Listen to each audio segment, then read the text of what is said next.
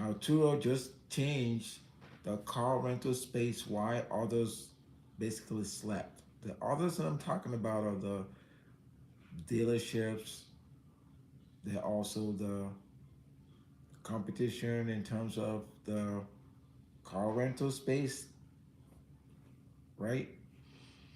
There are also some of the ancillary services in the car rental space that people are not tracking.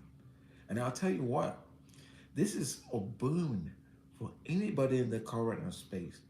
The reason I say that is by Turo modifying and simplifying the rental experience, it will bring more customers into the rental game. Okay, before we start doing a deep dive, I just want to do some house notes. If you come on this live and you're looking to continue to support the CarShares channel, I'm going to need you to sign up as a member. Membership has its privileges. You can get exclusive shout outs during my lives on the chat based on your membership level. Click membership and you can see all the details. If you haven't already subscribed to the CarShares YouTube channel, I encourage you to do that because again, we come on here, we analyze trends in the market, and we also help connect the host and the guest in the car sharing space. Talking about the car sharing space, a new development or something that happened of late that I think you should be aware of, that's actually happening right now as we speak, is that there's perception from people that want to go private that you can just go private and it's easy. It's almost as easy as setting up a website, and the website is gonna then link up to your fleet of vehicles, and then you're gonna get all these rentals, and somehow you're gonna be making tons of money than you would if you stuck with Turo. I like to issue a challenge for the folks that's gone quote unquote private. Leave a link somewhere or comment in the comment section somewhere in the chat and let me know how long did it take you to reach $10,000 in bookings from the time you went private, and compare that to your most profitable or your most bookings you've ever had on Turo, and tell me the difference. Again, I'm gonna need you to do this analysis, taking into account the fact that Turo covers you for insurance. In other words, something happens to your vehicle while it's out on the road, you're covered with Turo. Compare that to, say, your private insurance, where for the most part, you may not be covered. So you have all the liability involved. I don't know if I told you guys about the experience with one of my performance vehicles, the GTI that went out. And the story about that GTI, basically it went out and the guest got into an accident, didn't bother to tell me anything. The police and law enforcement were called to the direction of the accident. And to cut a long story short, the car got towed. And it got towed and it was impounded. It got put in the impound lot. And that was my first experience realizing how expensive it could be if you as the host bear all the costs. Okay, so not only did I have to pay to get the car out of the impound lot, I also had to manage the repair, and goodness gracious, was it difficult. That car was out of service for the better part of 6 months. So that's lost revenue. But it took a while. I went through the process and I was able to get the majority of that service done, and reimbursed through the Turo reimbursement process. Again, that's one aspect that I think Turo has it right.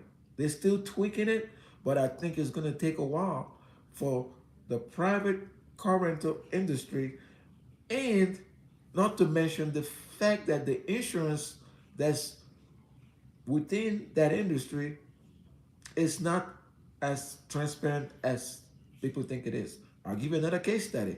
I had about 2 vehicles that were on the Lula platform. You guys heard about Lula. Well, guess what happened? I just got notification out of the blue. Hey, we're canceling your um your insurance if you don't have 5 vehicles or more. But it turns out I had 5 vehicles or more. I had two that was on the Lula platform. And when I went back to them, submitted paperwork to get those vehicles back on, if you are part of the TURO network, what they ended up saying was that, hey, look, we're going to put your vehicles on a wait list to actually get on the insurance. So that's one perspective that I think with Turo, they're doing something right. And if you were to go private, you're probably not going to be in the same situation as you would if you stuck it out with Turo. That's number one. Number two, Turo is improving the messaging system. They're improving the sign-on system when it comes to actually having consumers rent your vehicle. So, but again, it's all about communication. As a host, you are going to be communicating. Make no mistake about it.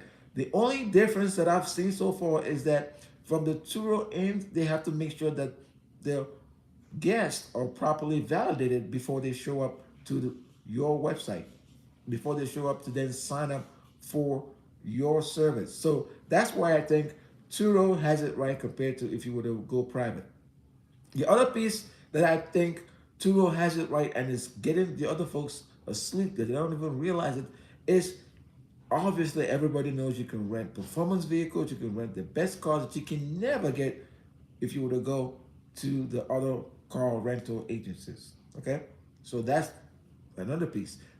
And then final piece that I think Turo has it right that the other folks are still struggling to get a grip of is the app. The app.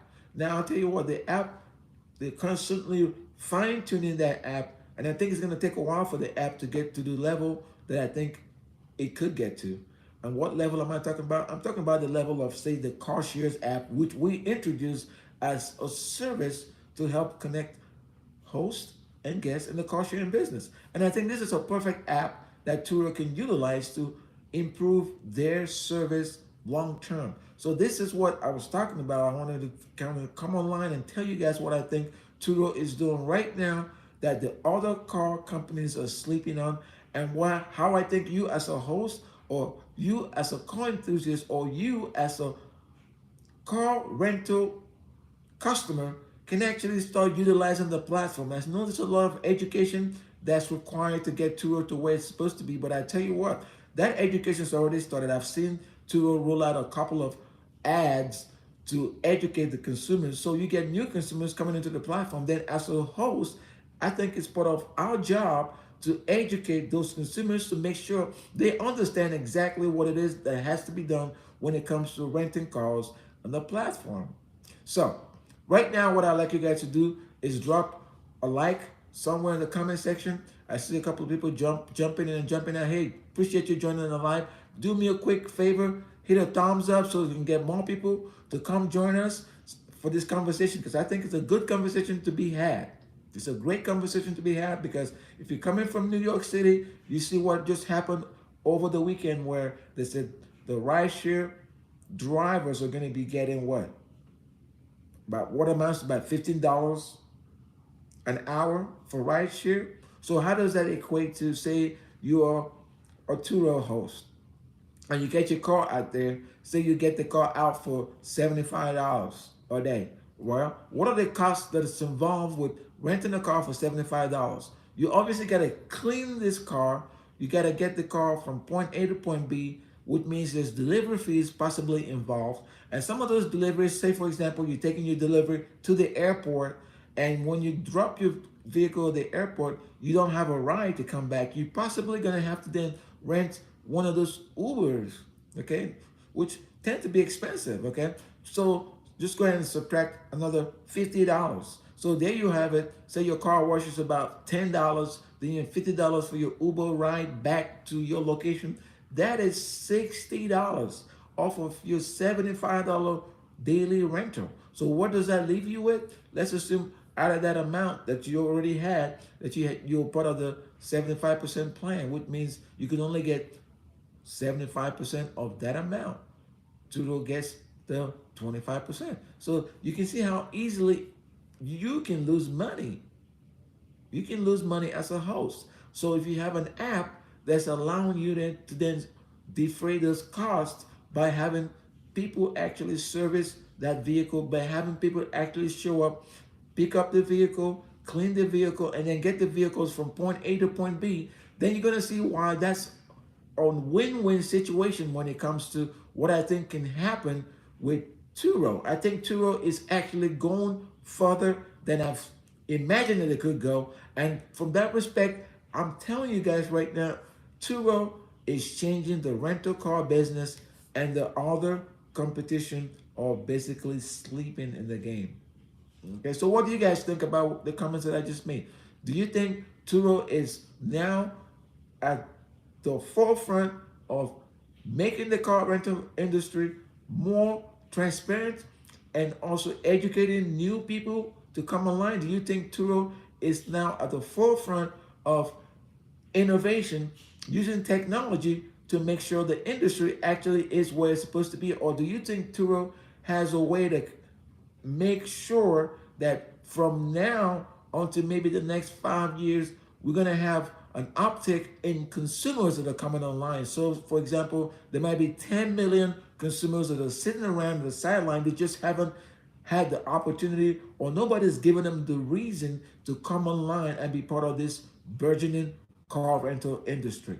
If that's the case, go ahead and leave a comment below. Tell me what you think. If you're a host and you're looking for a way to improve your business, I'm also offering coaching. As part of my coaching plan, I'm going to do one-on-one coaching with you. I'm going to tell you what I discovered for the last 3 years being a Turo host and all-star host to boot, and how I was able to utilize that experience to develop the Carshierges platform that people are watching right now. The Carshierges platform, again, our sole purpose is to connect hosts and guests in the car rental industry for an awesome rideshare experience. Again, I'm going to be talking to you guys late. Just go ahead and drop a comment, leave me questions, and I'll be seeing you answer some of your questions. Don't forget to be able to get shout outs. You're going to need to be a member. I need you to be a member. Membership has its privileges. What that will do is when I'm live, I could be doing chats, and I'm going to make sure that you are mentioned. You're going to get shout outs through my chats. Okay, my live chat messages